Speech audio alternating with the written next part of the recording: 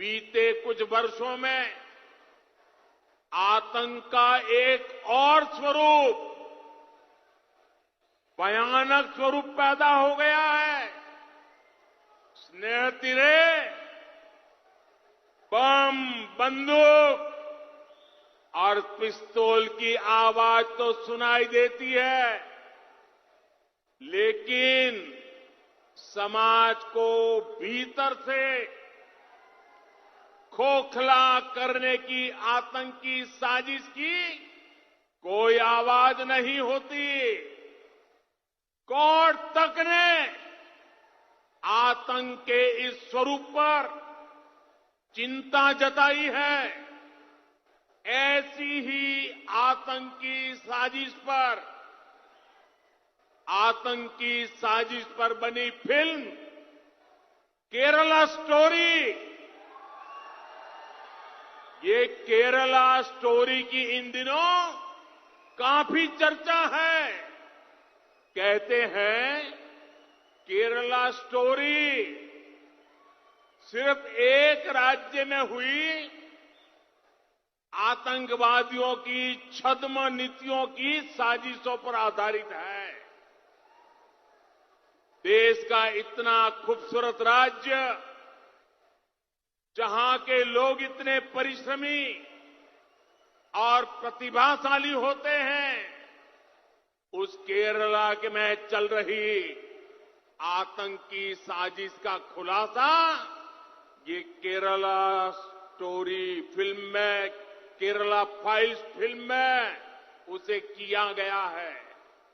और देश का दुर्भाग्य देखिए कि कांग्रेस आज समाज को तहस नहस करने वाली इस आतंकी प्रवृत्ति के साथ खड़ी हुई नजर आ रही है। इतना ही नहीं, ऐसी आतंकी प्रवृत्ति वालों से कांग्रेस पिछले दरवाजे से राजनीतिक सौदेबाजी तक कर रही है। कर्नाटका के लोगों को इसलिए कांग्रेस से बहुत ही सावधान रहने की जरूरत है। हम देश के प्रधानमंत्री से ये रिक्वेस्ट करना चाह रहे हैं कि प्रधानमंत्री, कर्नाटका का चुनाव जरूर है, मगर पाकिस्तान से आतंकवादी आकर हमारे 5 सिपाहियों को उनकी जान ले लिए। मणिपुर जल रहा है, लोग अपने घरों को छोड़कर भाग रहे हैं, गांव जल रहे हैं, चर्चिस को जला दिया जा रहा है। और प्रधानमंत्री जो है उस एक गंदी पिक्चर के बारे में जो झूठ पर मुबन्नी है, उसका प्रमोशन कर्नाटका के विधानसभा के चुनाव में कर रहे हैं। ये बड़ी अफसोस की बात है कि देश के प्रधानमंत्री को जहां पर तवज्जो लेना था वहां पर तवज्जो कम ले रहे हैं और आकर उस पिक्चर के बारे में बात कर रहे हैं जो पिक्चर में कहा गया केरल के 32,000 औरतें आईसिस ज्वाइन की। उस पिक्चर में लिखा गया प्रमोशन में। बाद में कोई कोर्ट को गए तो उसने कह दिया कि नहीं सर, खाली 3 नंबर है। हम देश के प्रधानमंत्री से पूछना चाह रहे हैं, अगर कोई पिक्चर फैक्ट पर बनाई गई है तो खुलकर कहो फैक्ट पे बनाई गई। अगर तुम फिक्शन पर बना रहे तो बोलो फिक्शन पर बना रहे। तुम्हारा मसला हमारे बुरखे को दिखाकर, किसी को मुसलमान दिखाकर तुमको अपना पेट भरना है, तुमको अगर पैसे कमाना है तो फिर याद रखो लोग उसको मुस्तरद कर देंगे। हम प्रधानमंत्री को याद दिलाना चाह रहे हैं कि जब राजनाथ सिंह भारत के होम मिनिस्टर थे, क्या उन्होंने नहीं कहा था कि भारत के अल्पसंख्यक समाज मुसलमानों का आईसिस और अल-कायदा से दूर दूर तक कोई ताल्लुक नहीं है, वो दूर है उससे। क्या खुद भारत के प्रधानमंत्री नरेंद्र मोदी ने नहीं कहा था कई बैनुल-अक़वामी फोरम पर, और आज इसको जोड़ रहे हैं, नफरत फैलाने की बात कर रहे हैं।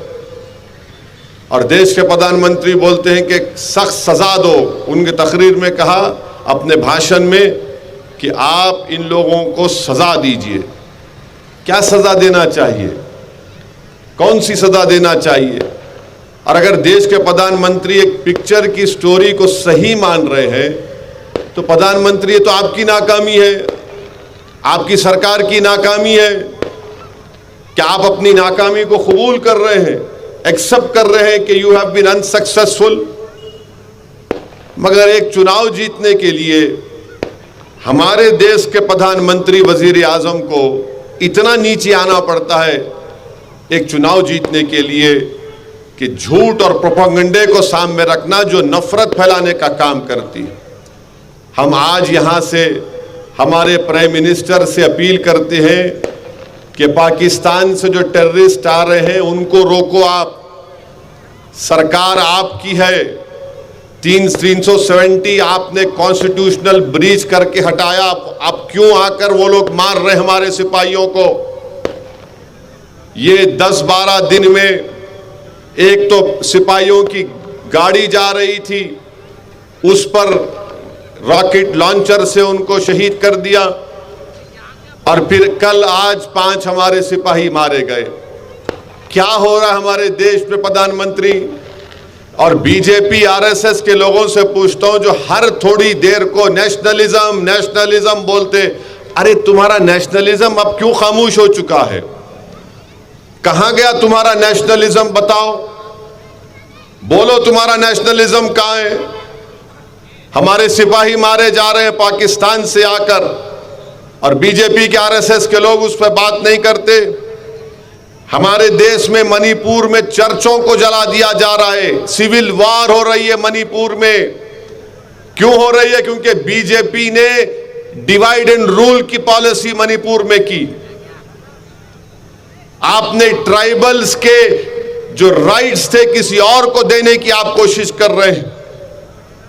हम उम्मीद करते हैं कि देश के प्रधानमंत्री, वजीर आजम, प्राइम मिनिस्टर थोड़ा टाइम निकालेंगे, इन चीजों पर भी देखेंगे, इन चीजों पर कंसंट्रेट करेंगे और रोकेंगे।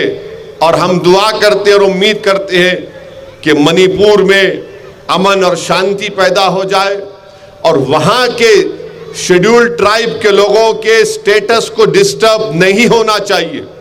ये एमआईएम पार्टी डिमांड करती है। आप किसी को एसटी में शामिल नहीं कर सकते ऐसा ही करके, इसीलिए मणिपुर में सब तमाशे हो रहे हैं।